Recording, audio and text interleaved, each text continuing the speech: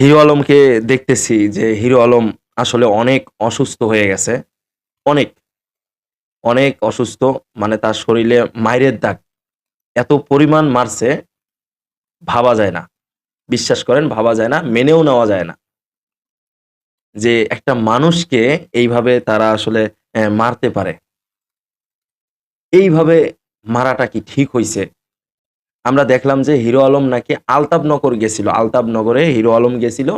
সেখানে যাওয়ার পরে কয়েকজন লোকজন মোটরসাইকেল দিয়ে আসে। সেখানে আসার পরে হিরো আলমের উপরে মানে আক্রমণ করে, এক কথায় বলতে গেলে আক্রমণ হিরো আলমকে করছে। হিরো আলমকে আক্রমণ করার পরে তার ২ টা হাত মানে ভেঙে ফেলার মতো অবস্থা বর্তমান আমরা দেখলাম। তার শরীরের বিভিন্ন জায়গায় আসলে আঘাত হয়েছে। তো মানুষটা তো আসলে ভাই মরেও যাইতে পারত।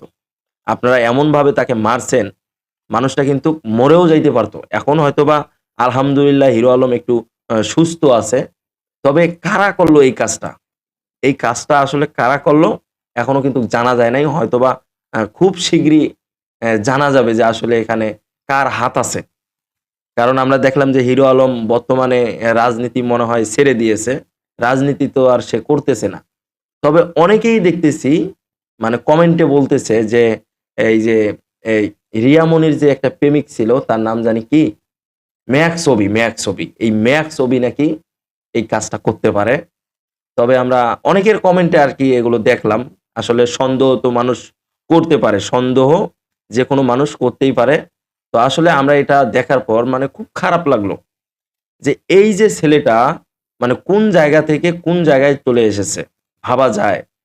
যারা হিরো আলমের সাথে এই কাজগুলো করছে, তাকে এত আহত করছে, তারা কি চাইলেই পারবে যে হিরো আলমের জায়গায় আসতে? পারবে না। তারা পারবে না। কিন্তু হিরো আলমের সাথে যে অন্যায়টা করা হয়েছে এটা আসলেই খুবই দুঃখজনক। খুবই দুঃখজনক। কারণ হিরো আলম তো কারো ক্ষতি করে নাই। ক্ষতি করলে তো আমরা সেটা মিডিয়ার মধ্যে দেখতে পারতাম। তবে এখানে কিন্তু আজকে আমি পক্ষ নিয়ে কথা বলতে আসি নাই। মানে এই ছেলেটাকে দেখার পর খুবই খারাপ লাগতেছে। যে হিরো আলমকে এমনভাবে মারলো এইবার, এর আগে কখনো এরকম আঘাত কিন্তু হিরো আলমের উপরে পড়ে নাই। আমাদের চোখে পড়ে নাই। তাকে রাজনীতির মাঠে আমরা দেখেছিলাম অনেক আঘাত, অনেক দৌড়, অনেক মারামারি, অনেক কিছু হইছে। কিন্তু এইবার যে এমনভাবে তাকে আঘাত করা হয়েছে প্রিয় বন্ধুরা, মানে সেটা বিবেচনারও বাইরে। তাকে এমনভাবে আঘাত করছে। তার দেখলাম কপালে কেটে গেছে, ঘাড়ের মধ্যে কেটে গেছে, ২ টা হাত তার ভেঙে ফেলার মতো অবস্থা, পায়ের অবস্থা মানে গুরুতর। তাকে একটা হাসপাতালে নিয়ে গেছে, সেখানে চিকিৎসা হয় না, পরে অন্য আরেকটা হাসপাতালে নিয়ে গেছে। এখন মনে হয় মোটামুটি একটু সুস্থ আছে। আমরা আসলে হিরো আলমের আমি অন্তপক্ষে হিরো আলমের জন্য দোয়া করি যে হিরো আলম যাতে খুব তাড়াতাড়ি সুস্থ হয়ে যায়। আর এটা খুব ভালো করে তদন্ত করে বের করে যারা এই কাজটি করেছে তাদের যে অপরাধের যে শাস্তিটা হওয়া দরকার এটা যেন তারা পায়। কারণ এইভাবে একজন মানুষকে ভাই এটা করা কিন্তু ঠিক হয় নাই। তবে অনেকেই বলতেছে যে এটা ম্যাক্স অভির কাজ। কিন্তু আমি আসলে জানি না যে আসলে কার ভিতরে কি আছে এটা তো বলা মুশকিল। এটা আসলেই বলা মুশকিল। এটা বলা সম্ভব না। তবে খুব তাড়াতাড়ি হয়তোবা এই ঘটনার যারা আসামি তারা বেরিয়ে আসবে। হিরো আলমের জন্য দোয়া করবেন।